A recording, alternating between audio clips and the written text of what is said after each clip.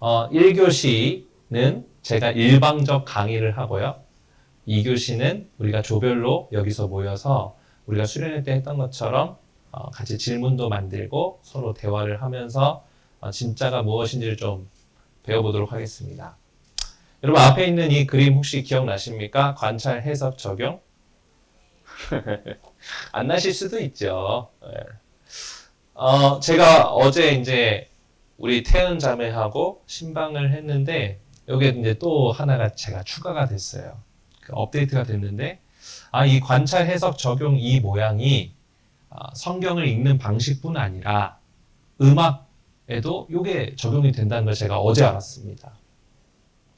자, 지금부터 제가 클래식과 현대 음악의 차이에 대해서 어제 우리 태은이에게 들은 대로 말씀을 좀 전달하겠습니다.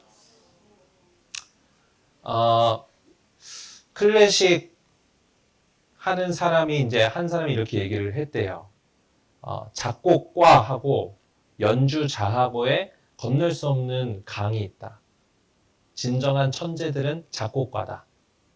연주자들은 작곡한 사람들의 음악을 연주하는 사람이다. 이렇게 좀 연주자들이 얘기를 한다고 합니다. 지들도 천재면서.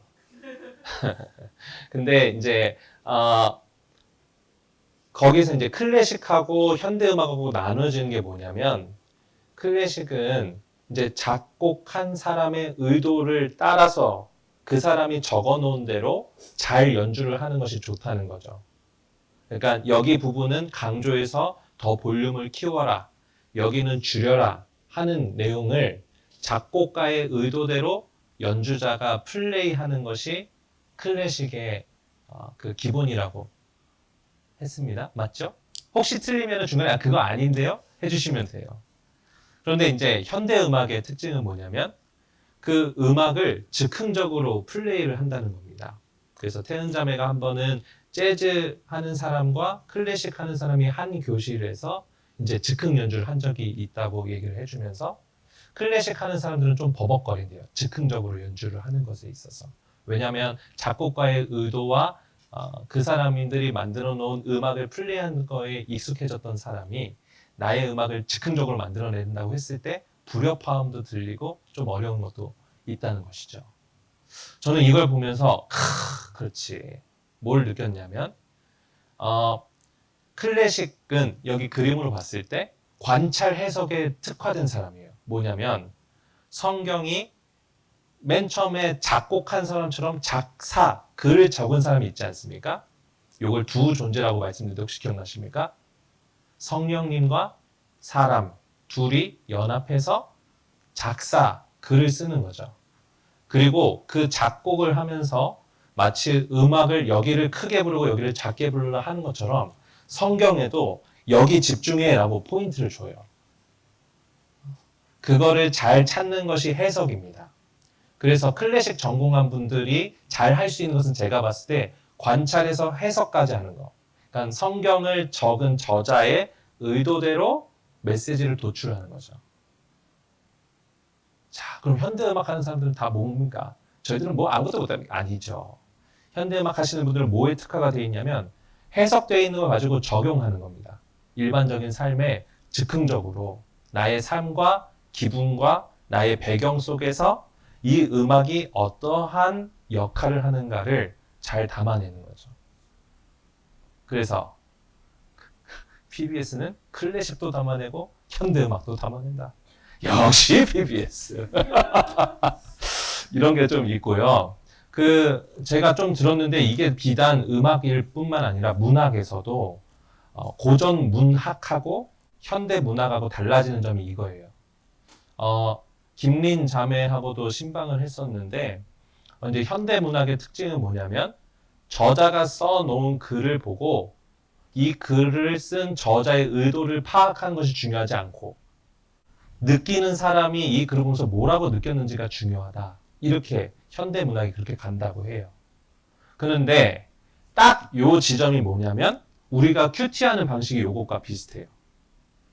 성경을 쓴 저자의 의도와는 상관없이 오늘 내가 듣고 싶은 말씀, 오늘 내가 처한 감정, 내가 요즘에 하고 있는 기도 제목들을 가지고 성경 말씀을 내 마음대로 입맛에 맞춰서 내가 듣고 싶은 것만 들어버리는 거죠. 그래서 그때도 말씀드렸지만 큐티가 어느 날에는 괜찮은데 어느 날에는 내가 원하는 게 아니네 덮어버리고 이렇게 좀 갈 수가 있다는 겁니다.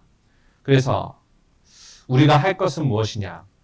해석. 오늘은 해석을 할 건데 해석의 가장 중요한 점은 무엇이냐면 저자의 의도를 파악하고 저자가 강조하는 지점에 따라서 성경을 읽는 것을 얘기를 하는 것입니다. 할 수 있겠죠? 전도사님, 웃기고 있어요.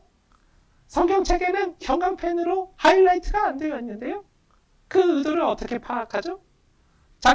여기 작곡 음악에서는 포르테, 메저 포르테, 피아니시모 이렇게 소리를 적게 하고 크게 하고가 있는데 성경에는 그게 없지 않습니까? 맞는 말이죠. 그런데 이제 제가 주장하는 것이고 우리 성경을 읽어가는 사람들이 확실하게 아는 것은 뭐냐면 분명하게 그 지점들이 있습니다. 그래서 오늘은 그 지점들을 제가 여러분에게 좀 제시를 해드리면서 해석이 정말 가능하겠구나 아는 것이 우리의 목표고 성경에서 지금 강조하고 있는 것이 무엇인지를 찾아내서 거기에서 즉흥 연주를 한다는 거죠. 강조한 걸 찾아서 거기서 우리 삶의 적용점들을 도출한다. 이게 PBS의 골자입니다. 자, 여기까지 제가 업데이트된 이도현이 수련회 이후에 업데이트된 내용을 좀 자랑해 봤고요. 관찰, 해석, 적용입니다. 관찰은 뭐냐면 기억나시죠? 1차 독자의 상황, 성경이 맨 처음에 작성됐을 때의 그 사람의 상황에 따라서 성경 말씀이 쓰여졌다. 그러면서 기억납니까? 투블럭 하지 마라. 머리 둥글게 깎지 마라. 이런 게 1차 독자의 상황 안에서는 그게 이방 종교의 제사장들이 깎는 헤어스타일이었는데 그 헤어스타일을 하지 말라였다. 이런 얘기를 드렸죠. 근데 이거를 해석을 거치지 않은 채로 바로 적용으로 가버리면 투블럭하는 모든 형제들은 성경 말씀에 위배되는 삶을 산다. 이렇게 말씀을 드렸었습니다. 그래서 해석을 잘 하는 방법에 대해서 우리가 고민을 했었고 첫 번째 무엇이 필요했었냐면 성경의 특수성과 지속성이 있다. 성경은 모든 사람들에게 쓰여진 특수성이 있음과 동시에 지속성이죠. 모든 사람들이 계속 그 성경을 가져갈 만한 지속성이 있고 또 1차 독자 또는 이스라엘 사람들에게만 이해되는 특수성이 있다. 이렇게 말씀을 드렸었습니다. 기억이 나시지요? 그래서 특수성은 1차 독자의 상황이라고 하는 특수성이요. 지속성은 모든 성도들에게 진리인 것이다. 이렇게 말씀을 드렸었습니다. 성경의 4가지 문체 기억나십니까? 설화체, 강화체, 시체, 묵시 이렇게 있어요. 이 장르를 나눈 이유는 뭐냐면 장르에 따라서 해석하는 방식이 다르기 때문입니다. 그래서 우리가 지금부터 계속 하려고 하는 베드로전서의 문체는 무엇이죠? 강화체.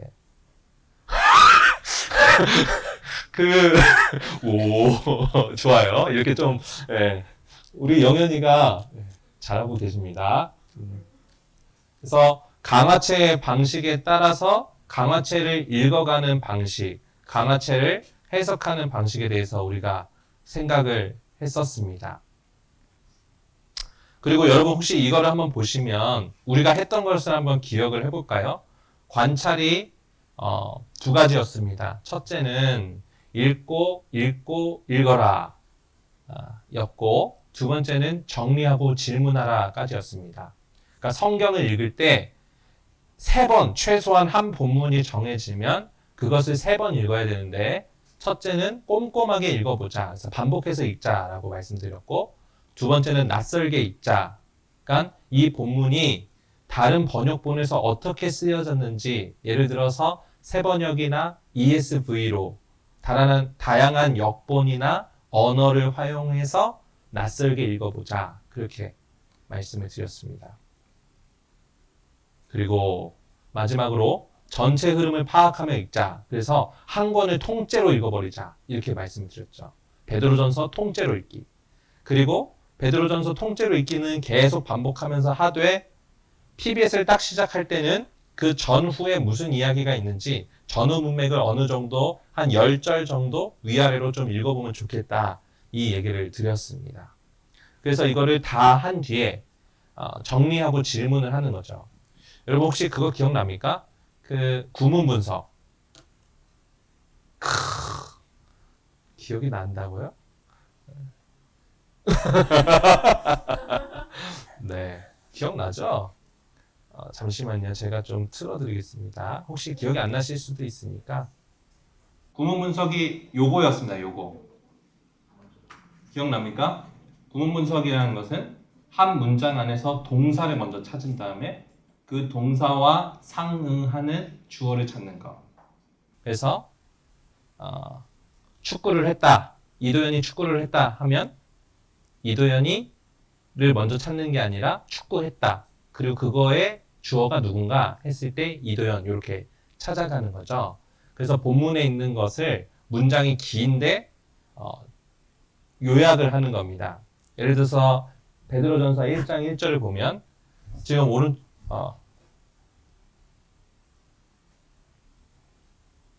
베드로전서 1장 1절을 보면 예수 그리스도의 사도 베드로는 본도, 갈라디아, 갑바도기아, 아시아와 비두니아에 흩어진 나그네 이렇게 되어 있는데 여기에 동사가 어디 있죠? 없죠. 그래서 이 동사를 2절까지 가서 편지한다 이렇게 찾은 다음에 이거에 상응하는 주어가 베드로다 이렇게 되는 겁니다. 그래서 베드로전서 1장 1절 2절을 요약을 해버리면 베드로가 편지 쓴다 이렇게 그냥 요약을 하는 거죠. 그리고 그 큰 줄기에다가 곁가지를 붙이는 겁니다. 베드로는 누구지? 사도지. 예수 그리스도의 사도지. 이렇게 곁가지를 붙이고 누구누구에게 편지를 썼지? 이런 식으로 택하심을 입은 나그네들, 흩어져 사는 이렇게 세 가지의 형용사로 이 편지를 받는 사람들이 이야기가 되었고 그 사람들이 어디에 사는지 도시들을 열거했다. 이거를 이제 우리가 알고 있습니다.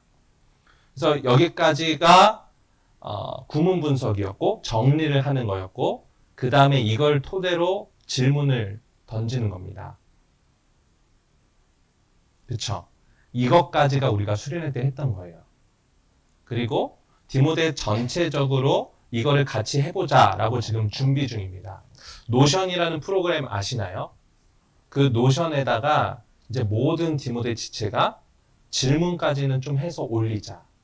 그래서 저는 좀 우리 PBS에 오시기로 하신 모든 분들이 열과 성의를 다해서 질문까지는 좀 만들어 주셨으면 좋겠다라고 생각합니다.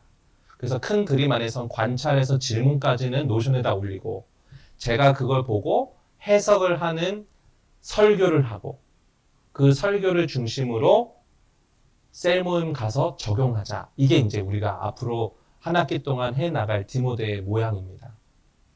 이거 알고 계셨나요? 그래서 이렇게 큰 그림 안에서 이거는 우리 전체가 다 50명이 하는 것이고 여러분들이 하실 것은 각자가 관찰, 해석, 적용까지 다 해보는 거죠. 그래서 제가 지금 그것을 좀 도움을 드릴 생각입니다.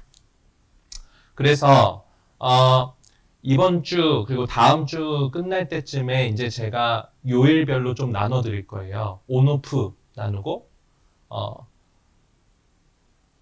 수업을 할 수 있는 날짜와 시간을 좀 잡을 건데 여러분께서 거기 안에서 가능한 날들을 이제 선택해서 오시면 됩니다. 아직 그거를 열지 않은 이유는 지금까지 계속 한 명, 두 명 이렇게 계속 들어와가지고 우리가 이 시간 동안 조금 더 들어오면 들어오는 거고 혹시나 중도에서 못하게 되시는 분들도 있을 수 있으니 정확하게 해놓고 이제 요일별로 넣어드리겠습니다. 이거를 김찬율 씨가 해주기로 했습니다. 네. 자, 그러면 오늘 지금까지 서론을 했다고 하고요. 지금부터 자, 좀 피곤하시면 뭐 졸고 그냥 이걸로 나중에 봐셔도 돼요. 네. 힘냅시다. 자,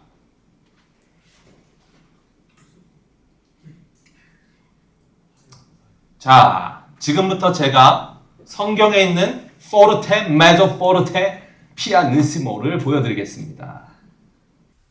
성경을 작성하는 저자가 이런 구조를 가지고 작성을 해요. 자, 한번 봅시다. 첫 번째, 선형 구조.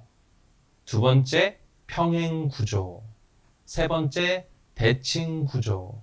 이 모양을 가지고 성경 저자들이 뭘 하는 거냐면 여기에 강조점이 있어. 이거대로 읽어줘. 이렇게 해요.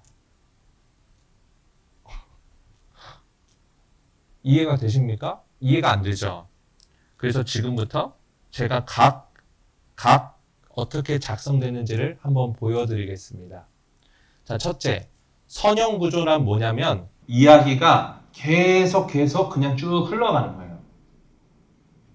그러니까 아침에 일어나서 세수를 하고 점심에 점심밥 먹고 저녁에 밖에 나가서 친구랑 놀았다. 이런 식으로 이야기가 어떠한 반복이나 패턴 없이 쭉 흘러가는 형태입니다.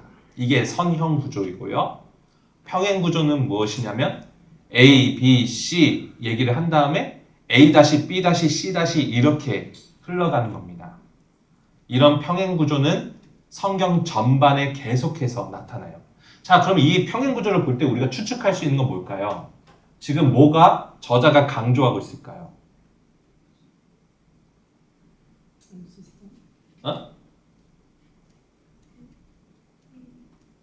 생각을 좀 해보면 여러분 제가 말씀드렸던 거 기억나니까 강조하는 방식 이게 중요하다는 거를 글자로 어떻게 쓰죠? 계속 똑같은 말을 계속하는 거지. 똑같은 말이 계속되는 반복을 보면 아 이게 중요한가 보다 이렇게 되는 거죠. 평행 구조는 뭐냐면 A가 2번 반복됐고 B가 2번 반복됐고 C가 2번 반복된 거죠. 그러니까 이 각자 하나하나가 반복되고 있구나 중요하다는 걸 알 수 있고 또 하나는 뭐냐면 이 패턴이 나타나는 겁니다. A, B, C 그 다음에 A-B-C 이렇게 예를 들어서 창조의 이야기가 이렇게 돼 있어요. 평행 구조로. 하루 끝날 때마다 뭐라고 반복되는 줄 아십니까? 아침이 되고 저녁이 되니 첫째 날이니라. 이렇게 끝이 난다고요. 그러니까 무슨 일이 있었다라고 얘기한 다음에 그 뒤에는 아침이 되고 저녁이 되니 몇째 날이더라. 이게 반복이 된다고요. 그러니까 첫째 날, 둘째 날, 셋째 날, 넷째 날이 계속 A, B, A, B, A, B, A, B 이렇게 진행이 되는 거죠. 그리고 대칭 구조. 대칭 구조를 제가 이제 설교하면서 샌드위치 구조다 이렇게 말씀을 많이 드렸었습니다. 이게 똑같은 내용이 가운데 축을 중심으로 해서 이렇게 주어지는 겁니다. 샌드위치처럼 빵, 상추, 고기, 그 다음에 그 안에 소고기 이렇게 가운데 제일 좋은 고기가 들어있는 거죠. 그러니까 이런 구조를 발견했을 때 우리는 저자가 저 X를 중심으로 해서 읽어달라고 하는구나를 보는 겁니다. 지금부터 이러한 전제하에서 이 구조들이 어떻게 있는지를 성경 구절들로 보여드리겠습니다. 자, 형식 읽기의 요령 한번 제가 읽어보겠습니다. 1.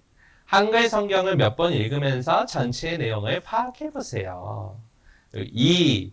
NASB 또는 ESV 성경을 읽으면서 형식적인 단어인 반복되는 표현과 접속사 그리고 시간이나 장소를 표시해보세요. 자, 여기서 이제 제가 영어 성경 중에 ESV나 NASB를 추천드리는 이유는 뭐냐면 원어에서 똑같은 단어로 계속 반복하고 쓰고 있는데 한글 성경에서는 그 똑같은 반복을 다른 언어로 바꿔 써버려가지고 반복을 못 알아채게 해버려요. 근데 NASB, ESV는 그 원어에 있었던 반복되는 단어들을 똑같은 단어로 번역을 해주기 때문에 이 영어 성경들을 보면 더 반복되는 게 뭔지가 잘 보이게 됩니다.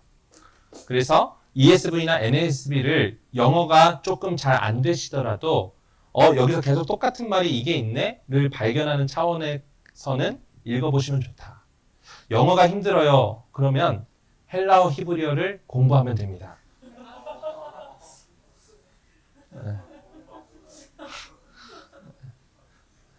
영어가 낫겠죠? 네. 그리고 3번 형식적인 단서들 예를 들어 반복어, 접속사, 시간, 장소가 본문 이에 어떤 역할을 하는지 해아를 보면서 브레인스토밍을 해본다. 그리고 4번 형식적 단어를 근거로 내용의 얼개를 파악해본다 이렇게 돼 있는데 이걸 위해서 우리가 구문 분석을 하는 거예요. 구문 분석을 해놔야 요 내용이 어떻게 되는지가 좀 보입니다. 자, 지금부터 한번 보여드리겠습니다. 창세기 39장 우리가 한번 같이 펴볼까요? 자기가 가지고 있는 성경으로. 야, 이 참 잘했어. 우리가 수련회 때 하니까 이렇게 바로바로 해놓지 않았습니까?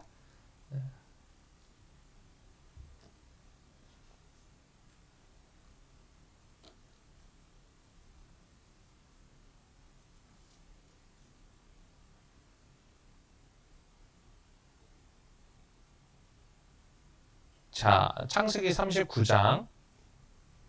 이거 오늘 누가 설교했지? 아, 오후 예배구나. 아휴, 미안합니다. 제가 방송실에 있어가지고. 자, 한번,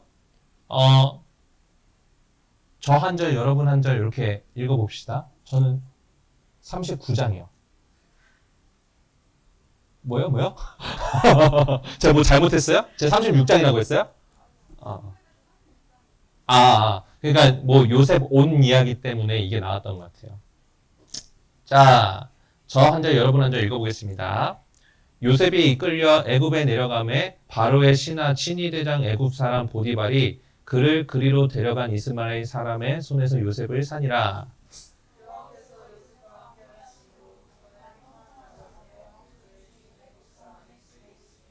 그의 주인이 여호와께서 그와 함께 하심을 보며 또 여호와께서 그의 범사에 형통하게 하심을 보았더라.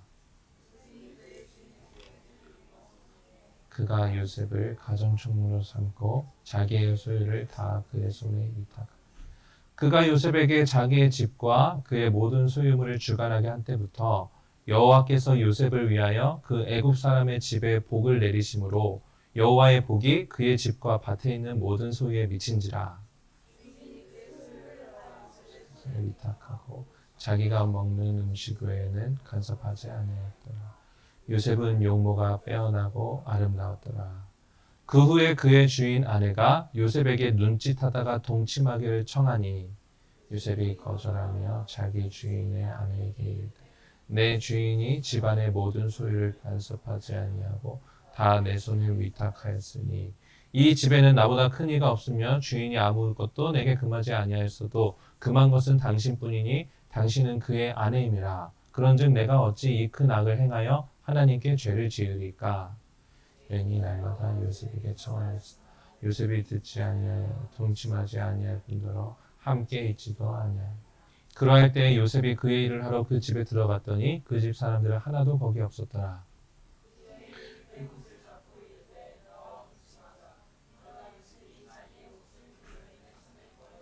밖으로 나가매 그 여인이 요셉이 그의 옷을 자기 손에 버려두고 도망하여 나감을 보고 집 사람들을 불러서 그들에게 이르되 보라 주인이 히브리 사람을 우리에게 데려다가 우리를 희롱하게 하는도다. 그가 나와 동침하고자 내게로 들어오므로 내가 크게 소리지르. 그가 나의 소리를 질러 부름을 듣고 그의 옷을 내게 버려두고 도망하여 나갔느니라 하고 그의 옷은 곁에 두고 자기 주인이 집으로 돌아오기를 기다려. 이 말로 그에게 말하여 이르되 당신이 우리에게 데려온 히브리 종이 나를 희롱하려고 내게로 들어왔으므로 내가 소리질러 불렀더니 그가 그의 옷을 내게로 버리고 밖으로 도망하여 나갔느니라. 그의 주인이 자기 아내가 자기에게 이르기를 당신의 종이 내게 이같이 행하였다 하는 말을 듣고 심히 노한지라. 이에 주인이 그를 잡아 옥에 가두니 그 옥은 왕의 죄수를 가두는 곳이었더라. 요셉이 옥에 갇혔으나 여호와께서 요셉과 함께 하시고 그에게 인자를 더하사 간수장에게 은혜를 받게 하심에 간수장이 육중 죄수를 다 요셉의 손에 맡김으로 그 집안 사물을 요셉이. 같이 읽어볼까요? 간수장은 그의 손에 맡긴 것을 무엇이든지 살펴보지 아니하였으니 이는 여호와께서 요셉과 함께 하시니 여호와께서 그를 범사에 형통케 하셨더라. 아멘. 자, 우리가 지금 읽어보니까 이 구조가 대략적으로 느껴집니까? 자, 뭔 것 같아요? 지금 그냥 즉흥적으로 한번 손 들어봅시다. 1번 선형구조다. 손 들어보세요. 아, 이거 뭐, 네. 세 분. 자, 2번 평행구조다. 한 번, 두 번, 세 명. 자, 3번 대칭구조다. 하나, 둘, 셋, 넷. 야, 너네 막 손들지 마라잉? 여러분, 지금, 이것을 제가 이렇게 물어보는 거예요. 그렇게 느낀 이유와 근거가 어디 있습니까? 선형구조라고 느끼신 분들은 왜 그렇죠? 반복되는 걸 못 찾겠는데요? 그냥 흘러간 대로 잘 읽혀졌는데요? 요거 아닙니까? 그렇죠. 그럼 평행구조이신 분들, 손 드신 분들은 최소한 A랑 A 다시, B나 B 다시 이게 느껴졌어야 되잖아요. 그게 어디 있어요? 응, 응, 응. 어, 응, 응, 어. 자, 대칭구조라고 손 드신 분들. 이제 다 사라졌어요. 분명히 들었던 사람들이 있었는데, 예. 대칭구조라고 느끼신 분들은 뭔가, 한 가지 가운데 사건을 가지고 위아래가 계속 똑같은 말이 반복됩니다. 이렇게 생각이 들잖아요. 지금 우리가 근거를 찾지 못하는 이유가 뭔가? 왜죠? 성경을 너무 짧게 읽었기 때문이죠. 지금 이렇게 한번 쭉 읽고 나서 이거 절대로 못 찾습니다. 그러니까 성경을 읽을 때 꼼꼼히 읽고 낯설게 읽고 이걸 정리하면서 구문 분석을 해야 그때서야 이제 얼개가 보이면서 ABC가 보이는 거예요. 자, 지금부터 이제 학자가 얘기한 정답을 한번 보겠습니다. 그럴싸해요. 자, 이거는 교차 대칭 구조였다. 요셉의 거절을 중심으로 두고 2절에서 4절까지 하나님의 임재와 축복을 얘기했고 21절에서 23절 밑에 방에서는 하나님의 임재와 축복을 얘기한다. 그리고 5, 6절에는 보디발이 신임을 했었고 19절과 20절 보면 보디발이 분노하고 처벌하는 식으로 바뀌었어요. 그렇죠? 그리고 그 C하고 C 다시를 보면 7절에서 10절 여주인이 유혹하고 거절했고 13절에서 18절 여주인의 좌절과 복수가 이렇게 나타납니다. 그럴싸합니까? 그럴싸함. 그런데 이제 이거를 우리가 교차 병행 구조를 찾았어.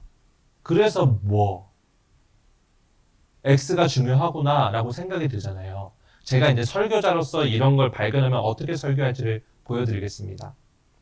여러분 A하고 A-는 똑같아요. 그쵸? 그런데 B랑 C는 X를 축으로 바뀌었어. 보디발만 봅시다. 요셉의 거절이 있기 전에 보디발은 이 요셉을 신임하는 사람이었어요. 그런데 요셉의 거절과 아내의 거짓말로 인해서 속아 넘어간 보디발은 분노하고 처벌하는 사람으로 바뀌었습니다. 그리고 여주인을 볼까요? 여주인은 요셉이 거절하기 전까지는 유혹하고 사랑했던 존재예요. 그런데 자신의 그 사랑이 이루어지지 않자 좌절하고 복수하는 사람으로 바뀝니다. 그래서 사람은 바뀌는 존재다. 자기의 생각에 따라. 그러나 하나님은 사람의 어떠함과 상관없이 임재와 축복을 계속해서 주시는 분이다.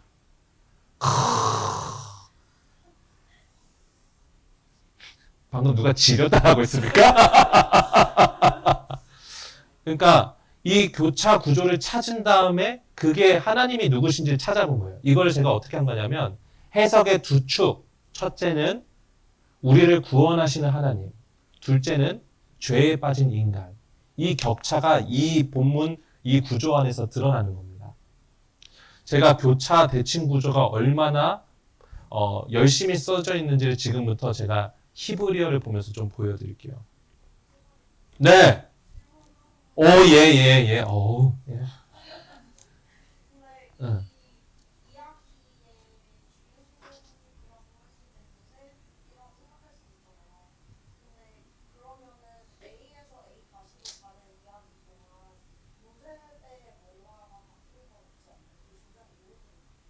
그쵸.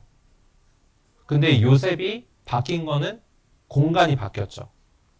그러니까 오늘 우리 이유철 목사님께서 정말 잘하신 게 이 본문 안에서 창세기 전체를 보면서 이분이 뭘 키워드로 가져왔냐면 계속 반복되는 단어 옷을 가져온 거예요. 옷이 바뀌었던 상황이지만 이 요셉이 입었던 그 옷들이 이 요셉을 얘기해 준 거죠. 처음에는 형제들보다 잘난 줄 알았던 요셉. 색동옷 입고 뻐겼던 요셉이 그 옷이 다 찢겨진 채로 형제들에게 버림받았고 그러다가 보디발의 집에 가서 또 다시 신임을 얻어서 입었던 옷이 있었지만 그것이 또 여주인에게 벗겨지면서 이것을 증거 삼아서 저 사람이 날 겁탈하려고 했다. 이렇게 되는 거지 않습니까? 그리고 나서 얘가 아니죠. 요셉이 파라오 앞에 서서 파라오 앞에 서기 전까지는 죄수의 옷을 입고 있었지만 파라오 앞에서는 그 하나님의 그 꿈을 해석하는 이집트 전체의 제2인자의 옷을 입게 된다고요. 그러니까 옷은 계속 가변적으로 바뀌고 요셉의 신분을 나타내는 것 같지만 이 삶을 계속 전체적으로 쭉 봤을 때 하나님이 요셉과 동행하신다는 걸 보는 거죠. 그러니까 이러한 구조가 여기서도 드러나는 것이 요셉이 어떤 옷을 입고 있건 요셉이 그 자신의 그 교만함이나 아주 우울한 상황을 막 왔다 갔다 함에도 불구하고 하나님의 임재와 축복은 변하지 않는다. 이게 이제 요셉 이야기에서 쭉 가는 이야기예요. 그래서 요셉 이야기를 가지고 막 꿈꾸는 요셉이 됩시다. 꿈꾸는 청소년이 됩시다. 이런 설교들이 너무 많은데 아니에요. 걔가 무슨 꿈을 꿨어. 걔는 그냥 꿈꾼 거야. 자고 일어나니까 꿈이 꿔진 거야. 그리고 처음에는 형들 그 속상한 형들 눈치도 못 보고 아빠가 옷 사줬어요. 그랬던 애가 깊은 좌절로 들어갔다가 다시 하나님께서 세우시는 그 삶을 보면서 하나님께서 자신의 능력과 보호하심으로 요셉을 자라나게 하셨구나. 이게 중요한 거죠. 꿈꾸는 요셉이 중요해요. 여러분 꿈을 꾸십시오. 이렇게 설교하면 PBS 좀 하고 오세요. 이렇게. 이 또 제가 누군가를 비난하게 되는 거니까 여기까지 하겠습니다. 여러분, 이 교차 대칭 구조가 얼마나 치열하게 써 있는지를 제가 한번 성경에서 보여드리겠습니다. 이것도 제가 올해 33살 먹고 발견한 거예요.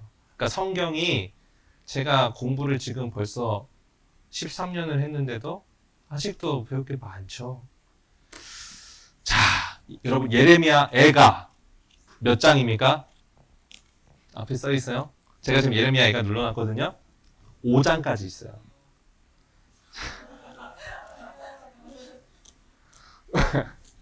자, 5장인데 제가 히브리어를 여러분이 모르시겠지만 어느 정도 이해할 수 있을 만큼 정도로 설명을 드리겠습니다. 자, 히브리어는 첫 번째 글자가 맨 오른쪽에 써 있어요. 그러니까 오른쪽에서 왼쪽으로 쓰는 글이에요. 자, 그러면 보이는 글자가 있지 않습니까? 1절에. 그게 X처럼 써 있죠. 이게 알레프예요. 알레프. 이게 뭐냐면 A예요. A. 그리고 그 밑에 2절 가면은 bet 이렇게 그처럼 써 있거든요. 그 bet가 뭐냐면 B예요. B. A, B 그 다음에 3절에 가면은 김멜 이렇게 돼 있고 이게 A, B, C 할 때 세 번째 글자예요. 그러니까 이 예레미야 애가를 쓴 예레미야가 어떻게 썼냐면 기역 가지고 한 절 쓰고 니은 가지고 한 절 쓰고 디귿 가지고 한 절 썼다고. 신기하지 않습니까? 이 사람이 지금 뭘 하는 거냐면 그 자신이 가지고 있는 모든 언어로 내가 이 글을 쓰겠다 이렇게 하는 거예요.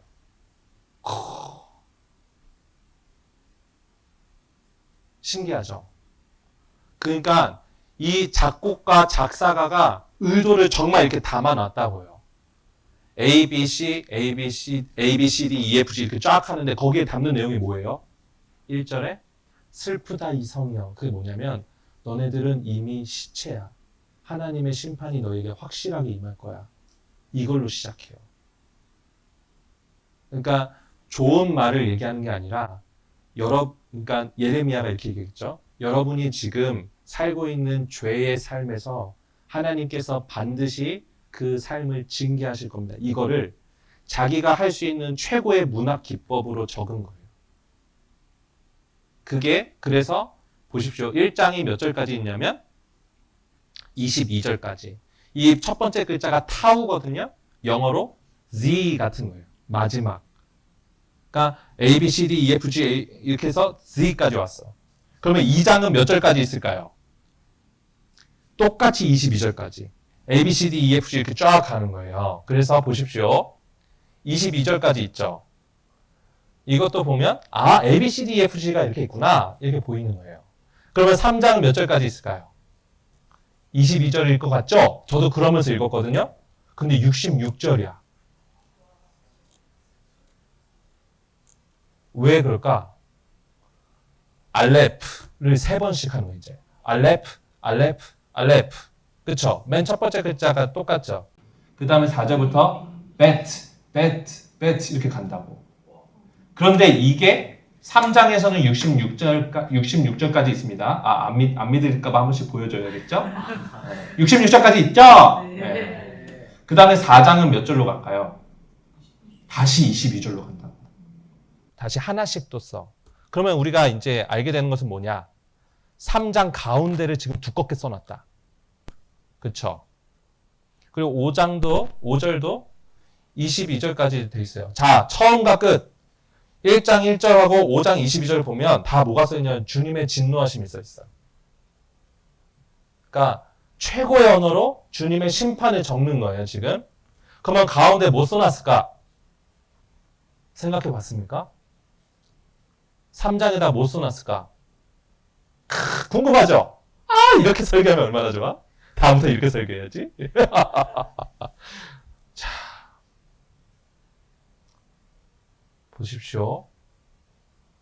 이게 가운데 딱 들어있는 내용이에요. 내 마음이 그것을 기억하고 내가 낙심되오나 이것을 내가 내 마음에 두었더니 그것이 오히려 나에게 소망이 되었사오니.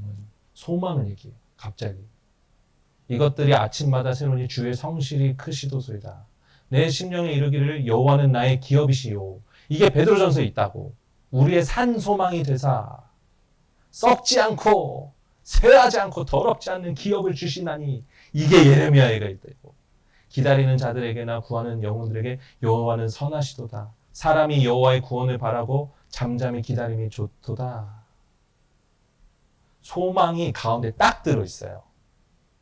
그러면 이제 우리가 그걸 어떻게 해석할까? 가운데 걸 중심으로 하나님의 심판을 이해하는 겁니다. 우리에게 하나님께서 심판을 주시지만 우리의 가운데 깊은 곳에 하나님이 우리를 구원하실 소망을 잃어버리지 않고 하나님이 우리에게 분명하게 소망을 주실 거예요. 하나님 나에게 이렇게 진멸을 주시더라도 나의 가슴 깊은 곳에 소망을 절대 버리지 않겠습니다. 이렇게 읽으라고 예레미야가 친절하게 이렇게 적어놓은 거예요. 그러니까 성경을 작성한 사람의 의도를 파악하면 이제 우리가 더 큰 은혜를 받을 수 있어. 이거를 제가 주장하는 겁니다. 손 드신 이유가 뭐죠?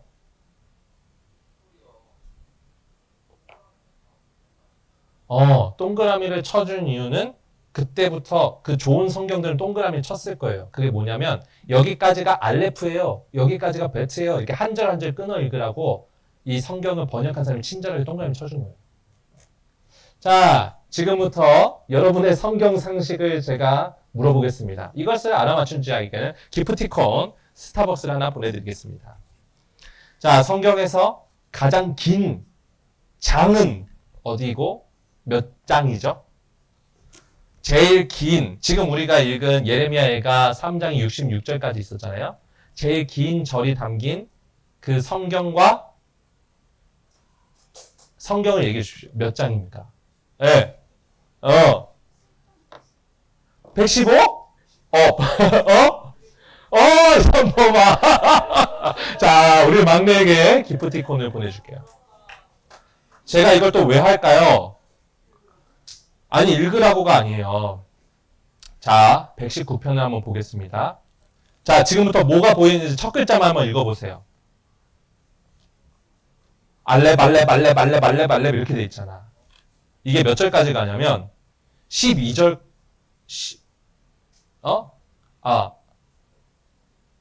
8절까지 돼 있어요.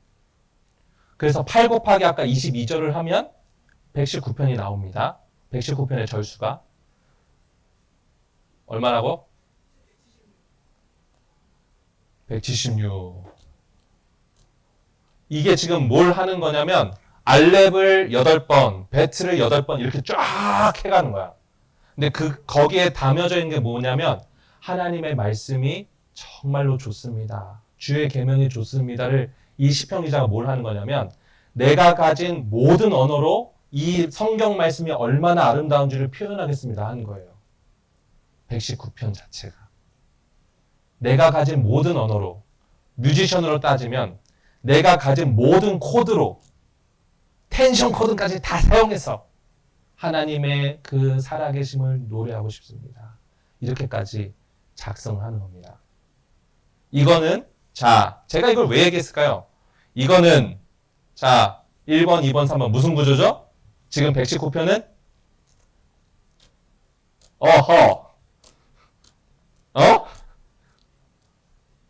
평행구조죠. 평행구조. 알렙으로 쫙 구조를 띄고 그 다음에 베트로 구조를 띄고 뭐 선형구조라고도 할 수 있는데 여기서 중요한 건 이 패턴이 반복된다는 걸 표시를 해줘야 되니까 저 같으면 또는 우리 교수님은 평행구조라고 써야지만 통과를 시켜줄 것 같습니다. 지 맘대로 아니에요? 뭐 어쩌라고. 자, 이게 평행구조는 이런 식으로 써 있어요. 사무엘 얘기가 제사를 섬기는 사무엘, 그리고 제사를 멸시하는 엘리의 아들들, 순종하는 사무엘, 엘리의 아들들, 사랑받는 사무엘, 엘리의 아들들 이런 식으로 평행으로 1, 2, A, B, A, B, A, B 이렇게 되어 있습니다. 자, 그러면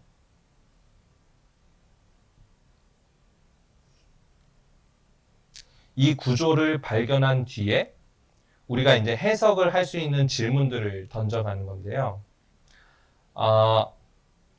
일단은 시간이 됐으니 우리 지금부터 10분 쉬고 다시 돌아와서 진행을 좀 해봅시다. 네, 여러분 지금까지 그러니까 작곡가가 그 플레이어들한테 연주자들한테 자신의 의중을 나타내는 것을 구조를 통해서 드러낸다고 말씀을 드렸습니다. 그런데 우리가 지금까지 본 거는 크게 봤어요. 그렇잖아요? 전사님, 이 교차 대칭 구조를 파악하려면 그럼 예레미야 애가 5장 다 읽어야 되는데요? 전사님,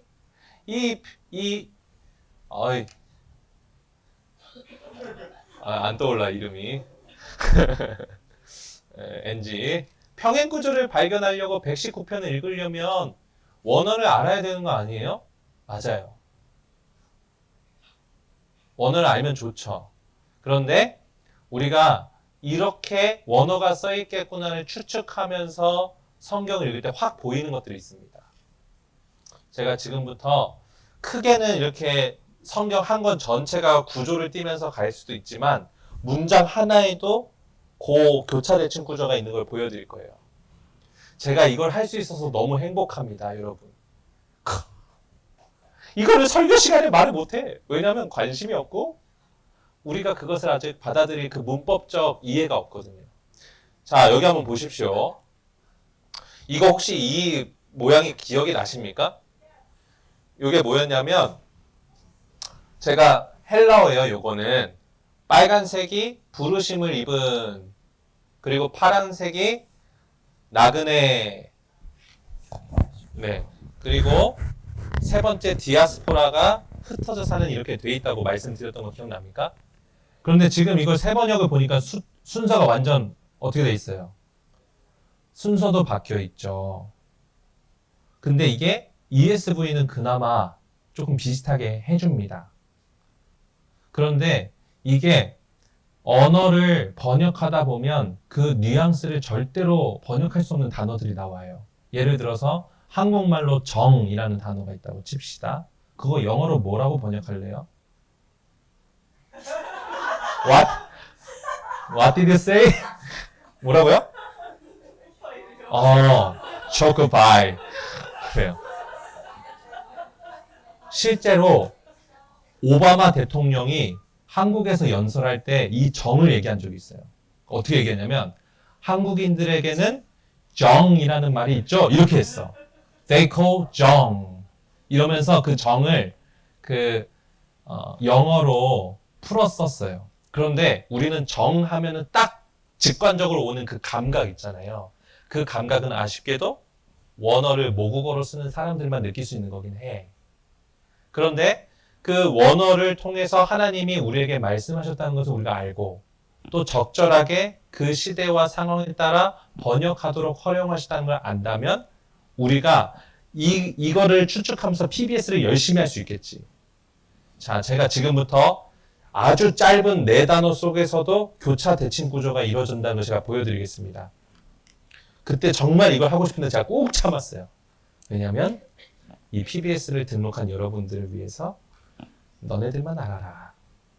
자, 지금도 제가 글자를 이렇게 적었습니다. 지금부터 제가 이 단어들을 한국말로 번역을 해볼게요. 카리스가 뭐냐면 카리스마 할 때 그 카리스인데 은혜입니다.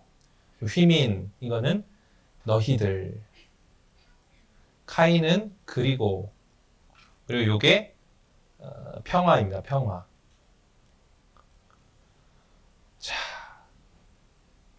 제가 옮겨 써볼게요. 카리스, 휘민, 카이, 에이, 레, 네. 저 사람이 지금 뭐 하려고 왜 저러나? 자, 우리 한국말로 써 있는 것은 어떻게 번역하냐면 여기 보면 여러분에게 은혜와 평강이 이렇게 돼 있다고요. 순서가 여러분이 맨 앞에 나오고 그 다음에 은혜랑 평강이 붙어서 나오죠. 그런데 지금 원어를 보면 어떻게 써 있냐면 이게 은혜고 이게 평강이에요. 이게 뭐를 얘기할까? 교차대칭 구조면. 그 사이에 가운데 누가 껴있냐면 너희들이 껴있어. 뭘 얘기하냐면 너희들을 은혜와 평강이 둘러싸기를 이렇게 얘기하는 거예요. 그러니까 이렇게 문장이 써 있어요. 그러니까 이거는 뭐라고 하냐면 헬라어에서 가능한 건데 헬라어는 문법적으로 좀 파괴를 해도 돼. 왜냐하면 딱딱딱딱 맞물려 있기 때문에. 이거는 그냥 못 들은 걸로 하시고. 이 사람이 지금 그 단어들로 그림을 그리는 거예요, 지금. 너희가 누구였냐면 택하심을 입은 흩어져 사는 나그네들을 이렇게 가운데에다 넣어놓고 너희들을 은혜와 평강이 둘러싸기를 이렇게 얘기를 하는 겁니다. 근데 이게 은혜와 평강이 여러분에게 있을지어다 라고 써있는 모든 서신서가 있거든요.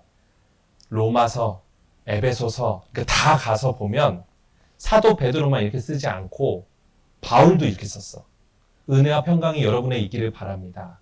근데 우리가 이 문장을 읽을 때는 그냥 인사말 하고 넘어가 버리거든요. 쉽게 그냥 읽고 넘어가 버리는데 이 문장 하나하나도 어떻게 쓰여져 있냐면 너희들을 이 단어가 둘러싸고 있는 형식으로 쓰여져 있구나 이렇게 보게 되는 겁니다.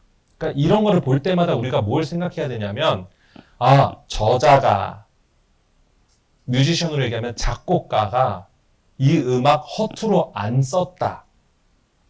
자신이 가지고 있는 최고의 역량을 발휘해서 이 성경을 작성했다. 이렇게 보게 되는 겁니다. 그래서 제가 지금부터 남은 40분은 여러분들이 지금까지 이렇게 돼 있구나라는 걸 알므로 베드로전서를 들어가서 여기 안에 있는 구조들을 여러분이 한번 찾아봐 주시면 되겠습니다. 제가 지금부터 스포를 하겠습니다. 허예수. 허예수는 샌드위치 구조를 발견해서 이지성. 그런데 이거를 어떻게까지 했냐면 여기 보세요. 한 절 한 절을 다 구문 분석을 했지 않았습니까? 그 다음에 요거 보여요 지금? 이게 지금 제가 다운을 안 받아놔가지고 깨졌어요. 미안합니다. 여기 보면 3절에 이분이 지금 뭘 쓰셨냐면 하나님을 주어로 쓰고 여기 보는 겁니다. 지금 여기 하나님께서 이제 구문 분석을 이렇게 한 거예요. 새로 태어나게 하셨다. 그리고 산소망을 갖게 하셨다. 유산을 물려받게 하셨다. 이 세 단어를 지금 하나님이 하신다는 것으로 계속 반복되고 있다는 구조를 발견한 거예요. 그래서 여기에는 평행 구조가 들어있구나. 이 짧은 절 안에서. 그렇지. 제 남자친구구나. 자, 그러면 여기서 제가 발견한 요 단어들, 요거는 이렇게 볼 수 있게 않겠습니까? A, 빨간색으로 A가 있고, 그 다음에 A-, B, B-, C, C- 이렇게 돼 있는데, A는 성부, B는 성자, C는 성령 이런 식으로 맞춰가는 거예요. 전사님, 성경은 그렇게까지 봐야 됩니까? 네. 왜냐하면 저자가 그렇게까지 썼어. 그러니까 우리는 저자가 베드로뿐 아니라 성령님께서 이렇게 쓰셨다는 것을 믿는 거예요. 하나님이 자기 말씀 붙들고 2시간, 3시간 싸우는 애들한테 보여주실 수 있는 깊이의 말씀을 주셨다. 그러면서 저번에 리더 교육할 때 심리에는 이렇게 얘기했어요. 전사님, 다른 애들은 다 2시간이면 끝났는데 저는 5시간 걸렸어요. 저는 너무 제가 잘 못해서 그랬나 봐요. 했는데 그분이 발견하신 성경의 보화들이 막 있어요. 그래서 제가 그때 혼자 속으로 이런 게 있었다니? 설교 시간에 써먹어야지? 이런 것들이 있을 정도로 정말 엄청난 그 해석들이 있었어요. 그래서 지금부터 제가 한번 여러분들에게 지금까지는 이렇게 성경에 쓰여져 있을 거라는 그 그림을 드렸고 그렇게 써 있겠지? 여기 안에도 뭐가 있겠지? 하는 마음으로 한번 쭉 베드로 전서를 읽어봤으면 좋겠습니다.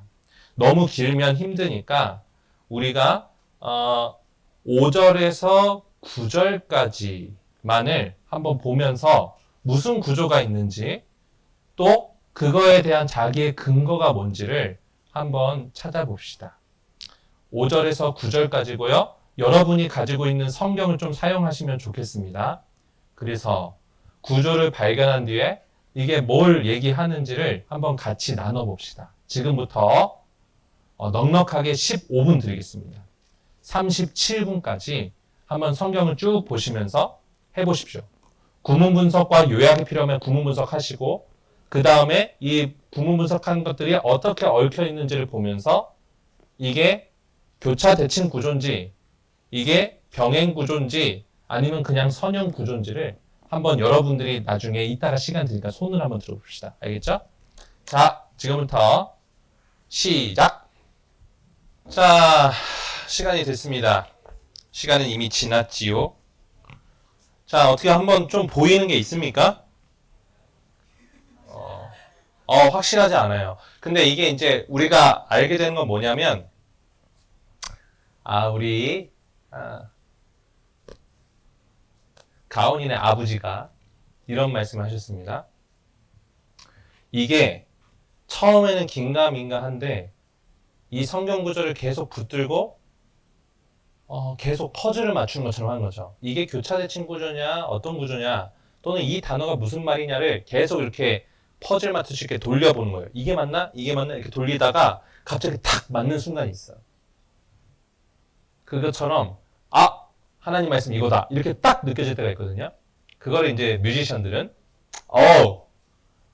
뮤지션이 원작자랑 영혼이 교감했다. 모차르트와 한 몸이 되었다. 막 이렇게도 얘기를 하죠. 그 지점을 찾아가다 보면 제가 계속 주장하는 PBS를 통해 하나님 100번 만나기가 가능해집니다. 하나님이 분명히 말씀하신 거야. 이런 게 보이게 되죠. 오늘은 지금 제가 이 큰 구조만을 좀 보고 있는데, 어이씨, 이거 내가 왜 틀어놨어? 못 본 걸로 하세요. 네. 아이, 또 틀어줘. 네. 자,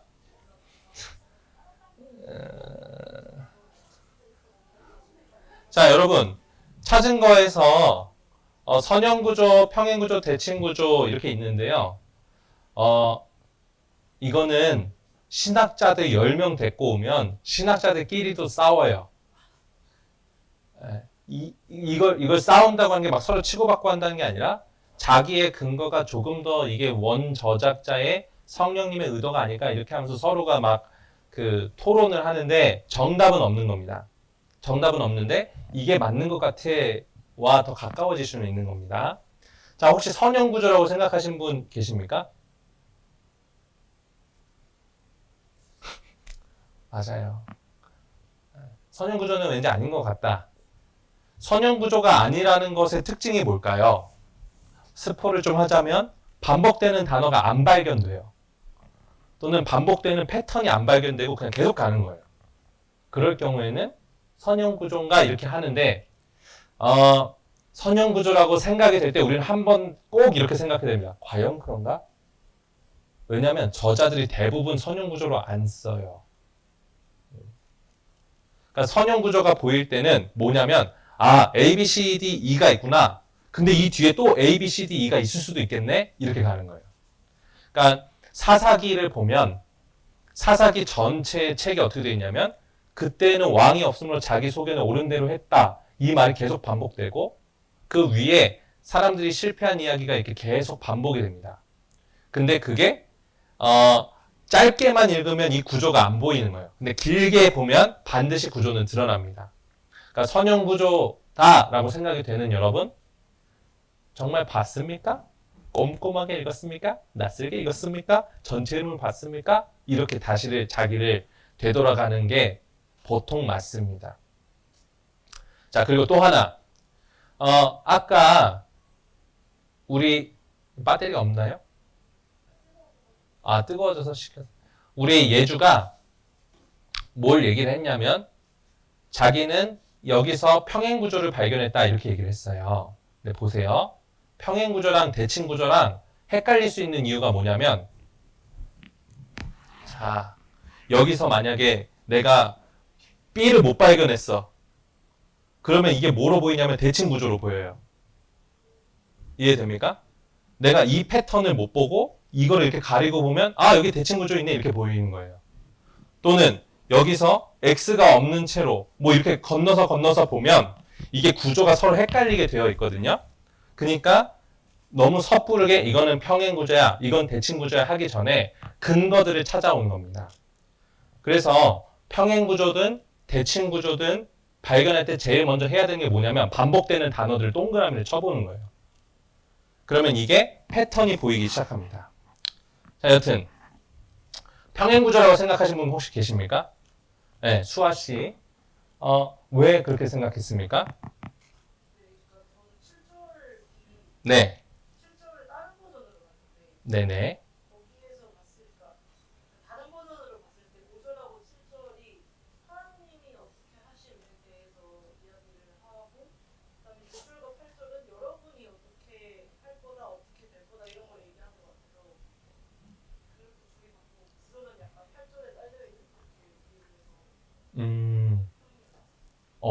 그러니까 하나님이 일하심, 사람이 어떤지, 하나님이 일하심, 사람이 어떤지 이렇게 봤다는 거죠.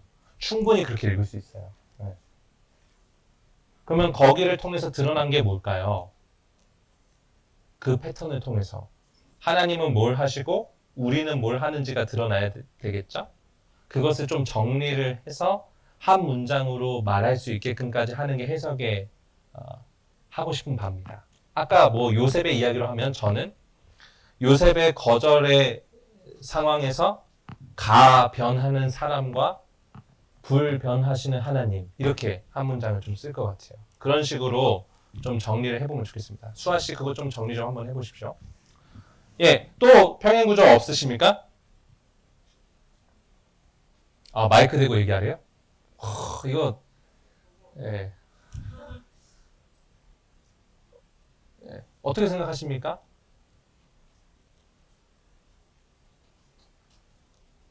평행 구조는 없다. 그럼 교차대칭 구조. 네, 지성이 얘기 좀 해주시죠. 네, 마이크가 갑니다. 지성이가 아니면 이거 지성이 아닙니다. 이거 지성이 아닙니다. 네, 그냥 한 남자애입니다. 네, 말씀해 주세요. 일단 간단하게는 5절에 믿음과 구원에 대한 이야기가 나오고 6절에 세상으로 인한 근심이 있지만 기쁘다라는 내용이 나오고 그리고 7절에 믿음이 나오고 다시 8절에 6절이랑 똑같이 근심과 기쁨에 대한 내용이 나와요. 그러니까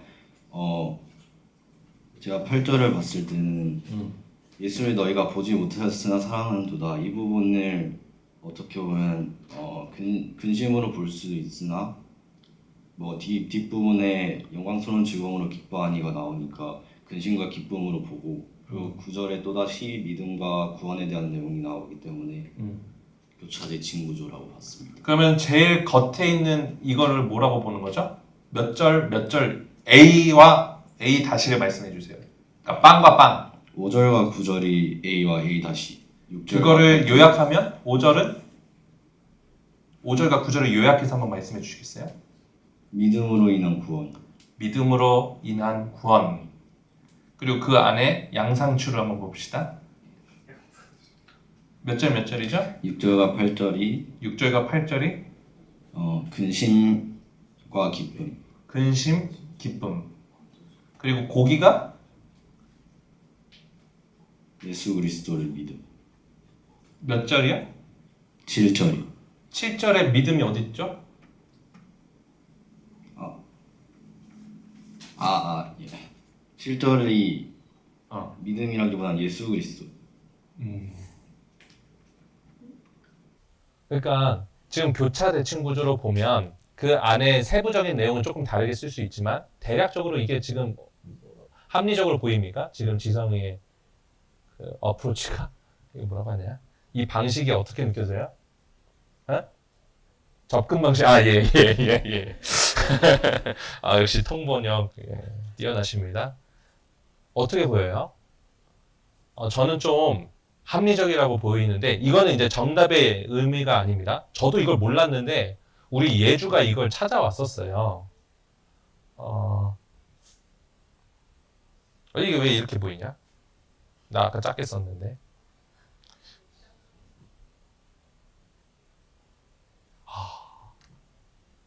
자,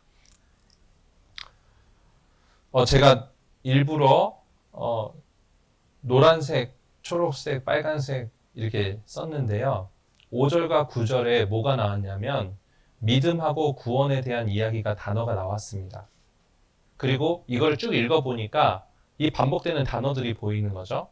그리고 세번역 성경에서 이걸 좀 잘 번역했는데 구원을 어떻게 써놨냐면 현재 진행형으로 썼어. 5절하고 9절 둘 다. 근데 이게 개역개정으로는 잘 안 보여요. 구원하고 현재 진행, 우리가 받고 있는 구원에 대해서 얘기가 되어 있고 6절과 8절은 어떤 패턴이 보이냐면 그러나 이게 들어있지.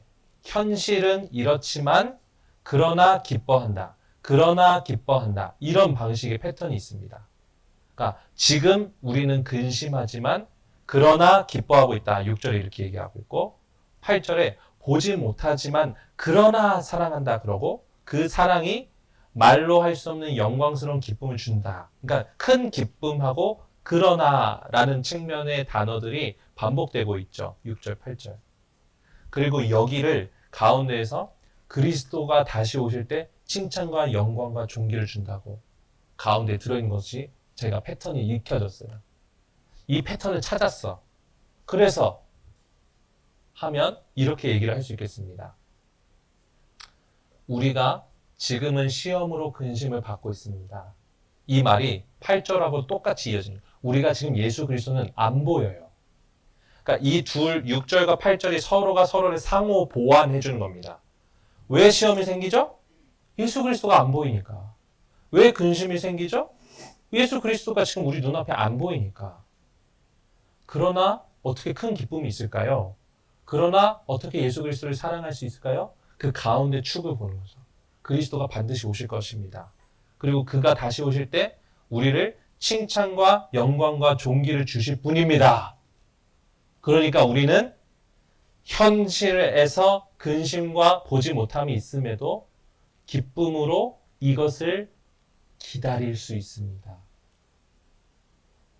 이것이 무엇입니까? 5절과 9절의 영원 구원을 받는 중의 의미입니다.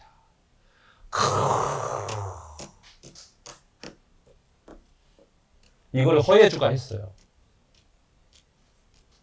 자, 이거는 예주가 뛰어나다는 소리일까요? 예주가 우리보다 비상하게 뛰어나서 우리가 절대로 못 따라할 단계일까요? 저는 그렇게 생각 안 해요. 예주가 한 것은 PBS의 방식대로 성경을 한 절 한 절 정말 하나님의 뜻이 무엇인지 찾는 마음으로 긴 시간을 보낸 걸 거예요. 그랬을 때 예주가 발견하는 기쁨 있지 않겠습니까? 예주가 갖고 있었던 어려움, 알바하면서 겪는 보이지 않는 근심, 예수님이 지금 내 옆에 없다는 것에 대한 믿음의 연약함이 있지만 예수님은 반드시 재림할 거다. 그때 나를 칭찬과 영광과 존귀를 주실 분이다. 이렇게 하면서 이 현실을 이겨내는 거죠. 자, 칭찬, 영광, 존귀 왜 또 세 단어일까? 이거는 신리언이 발견했어. 계속 무엇을 얘기할 때 단어 3개를 가져와요. 교회란 무엇인가? 택함받고 나그네로 살고 뿌려진 존재. 전화 좀 그만해라. 영재야. 자, 그리고 4절에 썩지 않고 더럽지 않고 쇠하지 않은 유업. 이렇게 갑니다. 그러니까 한 단어를 계속 3의 숫자로 보여주고 있잖아요.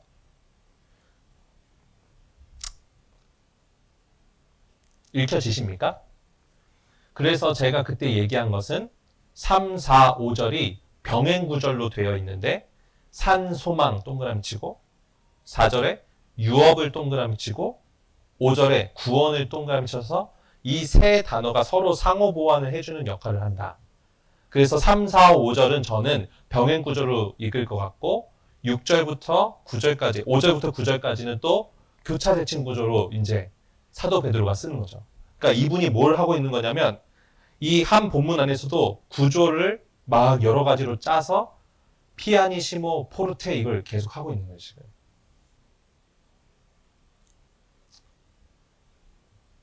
너무 좋지 않습니까?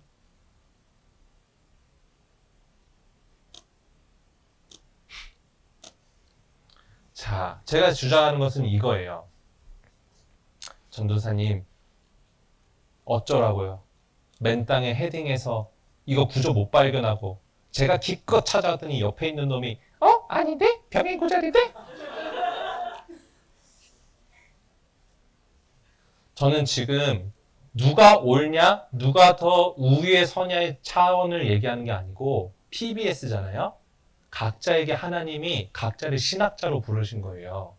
그 다음에 성경 말씀을 읽고 하나님이 누구신지를 파악해서 그걸 가지고 세상에 흩뿌리는 역할이 여러분의 역할입니다.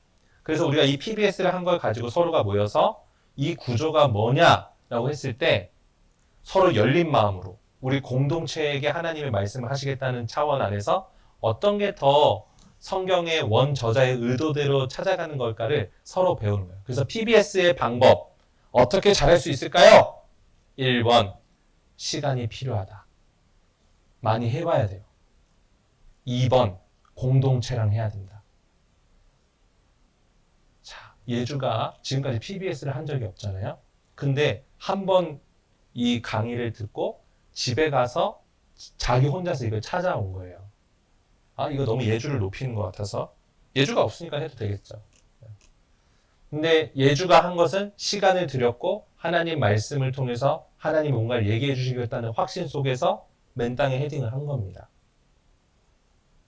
맨 땅을 헤딩을 할 수 있는 시간과 헌신이 필요해요.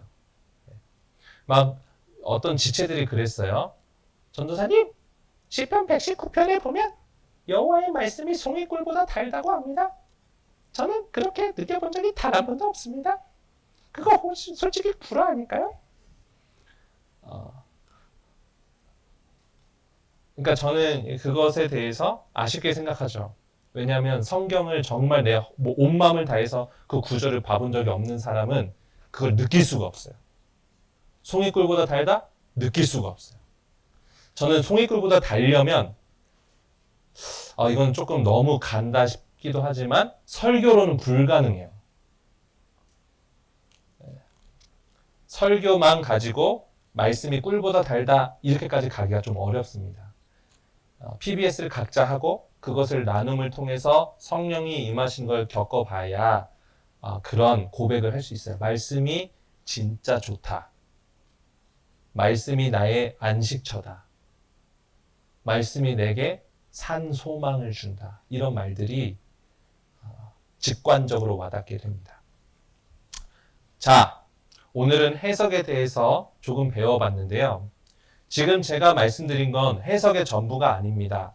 오늘은 이렇게 크게 성경이 저자의 의도가 이렇게 명확하게 보게끔 한 구절들을 일부러 뽑아왔고 몇몇 구절들은 확실하게 안 보여요. 여기를 피아니시모 조그맣게 들어야 될지 크게 불러야 될지를 모르게끔 되어 있는 성경 구절도 있고 학자들마다 그것을 즉흥적으로 어떻게 연주할지에 따라서 다르게 이야기를 하기도 합니다.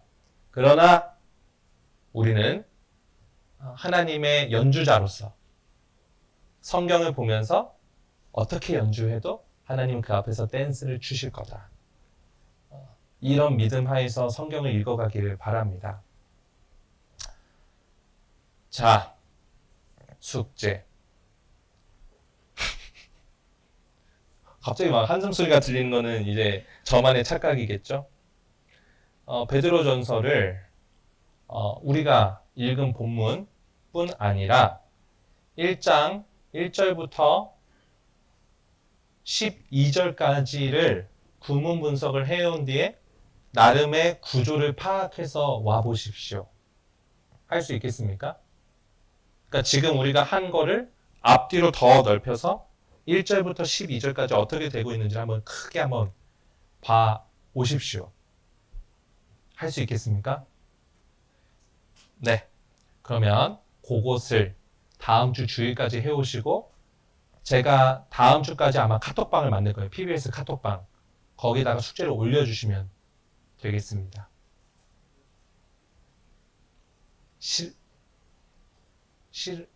싫으면 안 돼. 자, 우리는 시작 시간은 늦춰지더라도 끝나는 시간은 반드시 지킵니다. 자, 우리 같이 기도합시다. 여러분, 우리 이 구절을 봅시다. 구원을 받는 사람의 특징은 무엇이냐?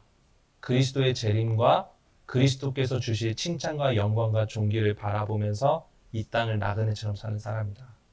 비록 현실은 시험과 근심, 예수 그리스도를 보지 못하는 현실이 있을지라도 그러나 큰 기쁨을 주시고 그러나 사랑하게 하시는 하나님을 바라보면서 이 땅을 살아가게 하여 주십시오.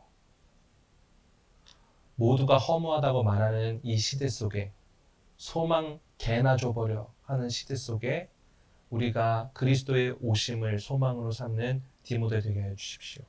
이렇게 각자 자기의 입술로 고백하고 제가 기도하고 오늘 모임 마치도록 하겠습니다. 한 2분 정도 같이 기도합시다.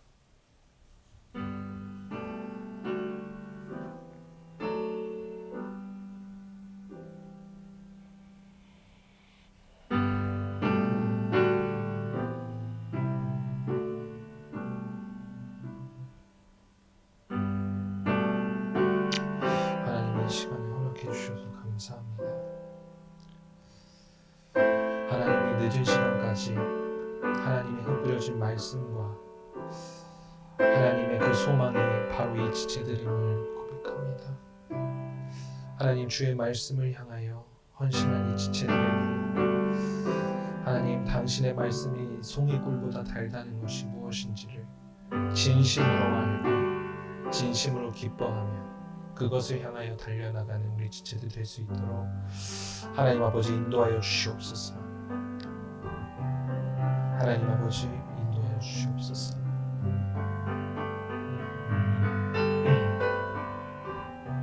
하나님 아버지 주시옵소서.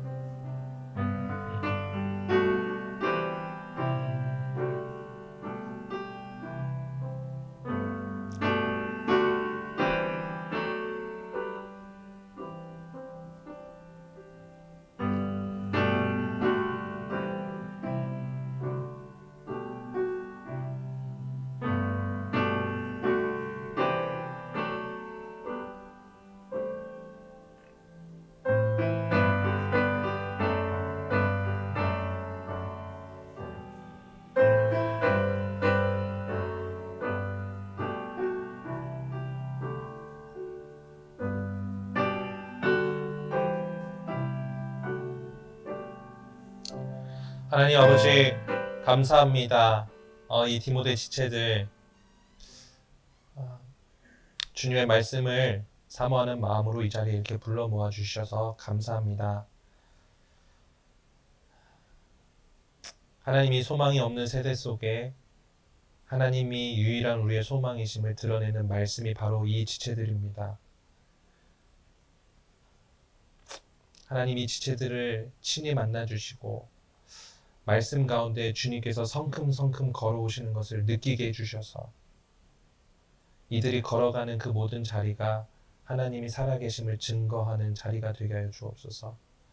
하나님이 지체들이 잘 훈련되고 연단되어서 이 세상에 흩뿌려진 하나님의 말씀이요 소금과 빛이 되는 삶을 살 수 있도록 주님 연단하시고 이끌어 주시옵소서. 우리 주 예수 그리스도의 이름으로 기도했습니다. 아멘.